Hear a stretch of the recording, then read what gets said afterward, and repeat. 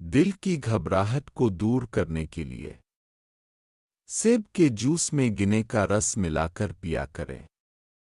بہترین علاج ہے۔ فالج کے مریض کے لیے صبح شام واک کرنا بہت مفید ہے۔ شام کے وقت لسی پینے سے پیٹ میں بعض اوقات افارا ہو جایا کرتا ہے، اس لیے گریز کیا کرے۔ پلکوں پر ارق بادام لگانے سے بینائی کمزوری سے دور رہتی ہے۔ گائے کے دودھ میں کالے چنے بھگو کر کھانے سے چہرے کی جلد ٹائٹ رہتی ہے۔ اگر چہرے پر چھائیاں اور دانے نکل رہے ہیں تو بکری کے دودھ میں پودینے کے پتے ڈال کر ابالیں اور نیم گرم دودھ پیا کریں۔ زیادہ پپیتا کھانے سے مثانے کی گرمی سے اچھا خاصا چھٹکارا مل جاتا ہے۔ اگر سانس لینے میں تکلیف ہوتی ہے تو گرما کھایا کریں، بہت مفید ہے۔ جسم کے درد کو ختم کرنے کے لیے الائچی والی چائے کا 1 کپ پی لو۔ چہرے پر وقت سے پہلے جھریاں آنے لگ جائیں تو کدو کا حلوہ بنا کر کھانا شروع کر دیں، بہت مفید ہے۔ ٹانگیں کانپتی ہوں تو کوشش کریں کہ صبح اور رات کو کجور کھایا کریں، بہت فائدہ مند ہے۔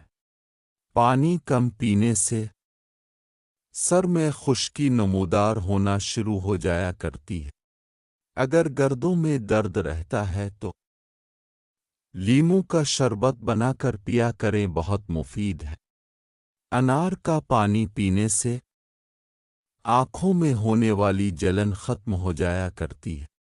نہار منہ پانی میں 1 چمچ اسبغول کے چھلکے کا ملا کر پینے سے مثانے کی جلن کم ہو جایا کرتی ہے۔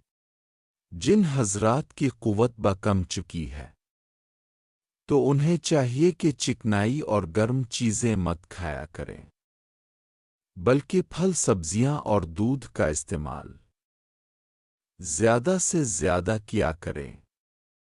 تیتر کے انڈے کی سفیدی کھانے سے یادداشت بڑھ جاتی ہے۔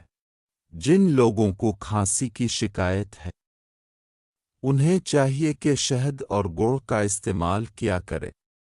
اگر پھیپھڑوں پر بلغم جم گئی ہے تو شہد میں ادرک کا رس ملا کر کھائیں، بہت مفید ہے۔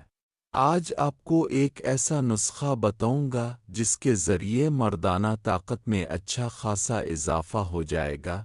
اس کے علاوہ جسم کی کمزوری بھی دور ہو جایا کرتی ہے۔ یہ نسخہ مغل بادشاہ بہت زیادہ استعمال کیا کرتے تھے، وہ بھی ہم بستری کے وقت رات میں 5 بار مباشرت کیا کرتے تھے، پر پٹھے کمزور نہیں ہوتے۔ اس کے علاوہ اگر سوچنے کی صلاحیت کم ہے تو وہ بھی بہتر ہو جایا کرتی ہے۔